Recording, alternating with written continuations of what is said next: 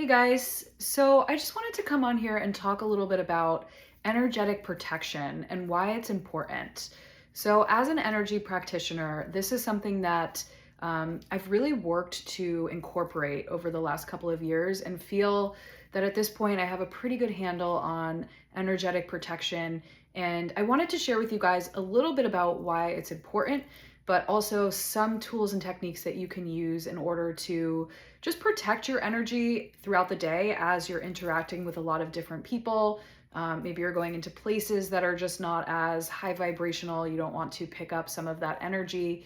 And just these tips will help you to feel more energetically clear, to have more energy to go about your day. This can help to make sure that you're not feeling like funky or depressed or lethargic. Protecting your energy is such an important thing to do so that you can feel your best and you're not worrying about, picking up other people's energy or, walking into a room and getting overwhelmed energetically. If you're really, really sensitive, you're just picking up and filtering more energy than the average person, or you're more aware of it. These can be really helpful tips for you. So, the first tip that I want to share with you guys is when you're in meditation, visualizing a blue egg of light around you. And you can do this, and if you can't visualize, if you're not a very visual person, you can just imagine feeling that bubble around you and feeling that protection. Okay, I know. So that's the first tip that I have for you guys. And while you're feeling this energetic egg around you, you should start to be able to kind of feel the effects of putting yourself in that bubble. It just may feel like you're a bit more protected, a bit more safe. And when you're in that bubble, you can just start to visualize the energy coming up from Mother Earth as you're sending roots down into the earth, visualizing that energy coming up into the bubble, and then also sending a cord up into the divine, into the universe, and sending white light, divine energy down into the bubble as well to create that energetic protection for you. And you can periodically check on this bubble throughout the day. So if you're working from your house, you may not need to have that energetic protection up so strongly. If you're headed into, say, the grocery store or the airport, you're going to want that shield up. So before you enter into busy spaces, you can just take a couple moments, ground yourself in your car, make sure that that shield is in place. So that's a really helpful meditative tool for you. A couple other tools that you can use, and I find it best as a practitioner to really just layer in a couple of different exercises and techniques throughout the day so that you can feel safe and protected, especially if you're really, really sensitive. So one thing that I like to do is I like to keep crystals in my space. So, this is a quite large one, and this is a smoky quartz. So this is a bit of protection, but they also just keep the frequency of your space high. So bringing in things like crystals, black tourmaline and black obsidian are also really, really great protective stones. So I carry a small piece of black obsidian just in my pocket with me wherever I go. I also carry with me my labradorite crystal because that one resonates with me particularly, and I do feel that it's a protective stone for me. So if you feel like you have stones that resonate with you, it's really great to carry those around. I wear protective beads as well. This tiger's eye is a protective piece. This is a protective piece as well. This is particularly effective if you're an energy practitioner, right? To have a protective piece for you to wear that will, create that energetic shield around you as well. So those are some other tools that you can use.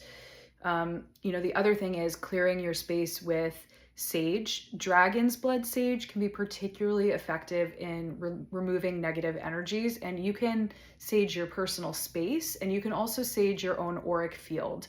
So if you've been out and you've been exposed to a lot of different energies and frequencies, and you just feel a bit drained, if you light some sage and just gently bring it over your physical body, clearing and cleansing away anything that you might have picked up, really, really helpful. And you can do this at the end of your day, just after you've, come home and returned home into your safe space and your sanctuary, just to release anything that might not be for your highest good. The other thing that you can do, I use a chime. So I will clear the space with a high frequency sound. So it's essentially a tuning fork. I'm just trying to see if I'm going to grab it really quick. So it's essentially a tuning fork that creates a high vibrational frequency, and you can hit this chime and move throughout your space, and that should break up any like energies that are just not of the highest and best good. Anything that's just lower vibrational, that will, you know, do really wonders to clear that out of the space. So that's another really powerful tool that you can use. Some of the other things that you can use are essential oils. So diffusing essential oil in your space is a really, really great way to clear the space and then also promote a higher frequency space. So some of the essential oils that I particularly love for clearing are rosemary, of course, sage, and also lavender are also really, really powerful. And then if you're just looking to bring in more positive energy into the space, I find that citrus can be really, really beneficial. So an orange peel or a lemon or lemongrass can be really effective in cleansing and clearing the space. But right now I'm really working with rosemary, as that's a really, really potent energetic cleansing scent that you can use. And you can also use fresh herbs, you know, boiling up fresh rosemary and just allowing that smell to kind of emanate throughout your space can be really helpful too. The other thing that's really, really powerful in cleansing is salt. So you can use this on your own auric field with a salt scrub or an Epsom salt bath. It can be really helpful if you're really sensitive. You know, taking an Epsom salt bath at night and just kind of allowing that salt to cleanse and clear anything that's not, you know, for your best good before you get into bed. Really, really helpful. You can also just leave bowls of salt out around your house to absorb any negative energy, and just change those out every couple of days or every day. You can do that like if you're just feeling like the energy in your house is a bit stagnant. You can also put salt on the floor, just kind of scatter it around, and then, you know, vacuum it up to help it to absorb some of the negative energy.